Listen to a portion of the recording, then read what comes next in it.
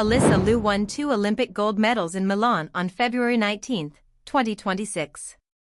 She screamed something unfiltered at the cameras. She sprinted across the ice to hug a Japanese athlete and lifted her off the ground. She walked into the kiss and cried and laughed at the same time. And then she went home to Oakland and started giving interviews. And in those interviews she said things that nobody who covers figure skating was quite prepared to hear from a current champion at the peak of her career. She said, "I skated every single day. I did not get a day off. So it was pretty intense." She said, "Ever since I was a kid I was told stuff like do not eat that." She said, "You cannot drink water even. Because of water weight." And then she said 7 words that stopped the internet mid-scroll. Imagine telling a 13-year-old that they cannot drink water because of water weight. She also said she does not remember much of her early career. The years when she became the youngest national champion in history. The years when she was breaking records that had stood since Tara Lipinski set them in 1997. She said she does not remember them. And when asked why, she said one phrase that every person who has studied trauma immediately recognized. She said, "Trauma. Definitely. 100%. A 20-year-old Olympic champion is telling the world that she blocked out the memories of winning because the conditions under which she was forced to win were traumatic enough that her brain made the decision to protect her from them. The sport called it training. Nobody called it abuse." This video is about why that distinction matters. And why it has mattered for a very long time in women's figure skating specifically. First, let us be specific about what she actually described. Because the details matter and they deserve to be heard clearly rather than summarized away. She was 5 years old when her father first brought her to the Oakland Ice Center. 6 when she started competing. 13 when she became the youngest U.S. national champion in history. And during those 8 years between starting and winning she described a daily existence that had almost none of the texture of a normal childhood in it. No days off. Ever. She said that directly. She skated every single day. In a sport that requires the kind of physical output that produces stress fractures and growth plate injuries in developing bodies, she had no recovery days built in.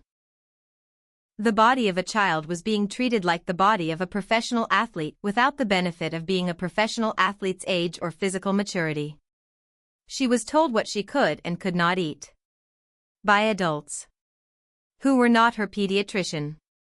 Who were making decisions about the nutritional intake of a child based on competitive outcomes rather than developmental health.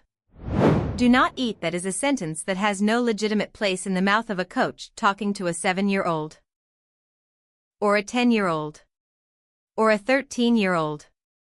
And the water. The water is the detail that landed hardest because it is so specific and so wrong and so impossible to frame as anything other than what it is. A child was told she could not drink water before a competition because of water weight. Water. The most basic substance a human body requires to function. A child was told to restrict it. She said it herself. Imagine telling a 13-year-old that they cannot drink water because of water weight. She did not have to imagine it. She lived it. Here is the word that was not used at the time. The word that coaches and federation officials and parents and rinkside observers did not reach for when they saw these things happening to Alysa Liu and to the girls around her. Abuse. They called it training. They called it the price of excellence. They called it what you do when you are serious about competing at the highest level. They called it normal because inside the specific world of elite junior figure skating it was normal. Which is not the same as being acceptable. Which is not the same as being right. Which is not the same as being something that should be allowed to continue. A former competitive figure skater named Mina Lee Jamieson wrote about Alysa Liu's story in a piece that has been widely shared since the gold medal. She wrote that she struggled with an eating disorder and a distorted relationship with her body for over a decade after retiring from skating. And then she wrote, Seeing Alysa talk about how one of the stipulations of her comeback was that no one was going to tell her how or what to eat or what to wear, my inner child cried out in redemption. My inner child cried out in redemption. That sentence is from someone who experienced the same system Alysa Liu experienced. Someone who also was not given a word for it at the time. Someone who spent years in an eating disorder that started at a rink where adults made decisions about her body in the name of sport. She is not alone. She has never been alone. That is the entire problem. The history of eating disorders and body control in figure skating is not a secret. It has been documented. It has been reported on. Individual skaters have spoken about it for years. And the sport has continued largely unchanged because the system that produces champions has always been prioritized over the well-being of the people inside it. Yulia Lipnitskaya was Russia's golden girl at the 2014 Sochi Olympics. She was 15 years old. She was extraordinary. She retired at 19 with chronic anorexia so severe it had become life-threatening. A girl who the whole world watched perform on the Olympic stage at 15 was in a fight for her life at 19 because the sport had treated her body as a competitive instrument rather than a human being's home. Gracie Gold. The American skater who came to the 2014 Olympics as the next great hope of U.S. figure skating and finished fourth. The one who spent years after that publicly falling apart. And then publicly getting help and being honest about all of it. She has spoken extensively about the eating disorder and the depression and the culture that produced both. She did not use the word abuse either, not consistently. But she described the same environment. The same body monitoring. The same decisions made about young girls' physical existence by adults who had competitive incentives to keep them small and light and controllable. Kaitlin Hawayek, a U.S. ice dancer, said she had an eating disorder for several years. She said not enough has been done to educate young skaters that their body is great exactly the way it is. These are not outliers. This is a pattern.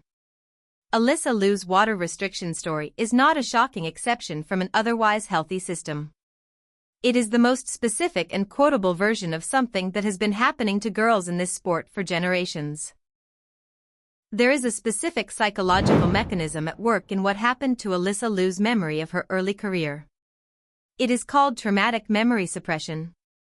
And it is worth explaining fully because understanding it changes how you hear everything she has said about her childhood.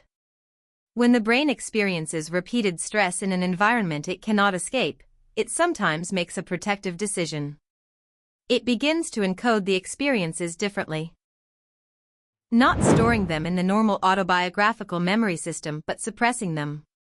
Making them harder or impossible to consciously access. This is not a choice the person makes.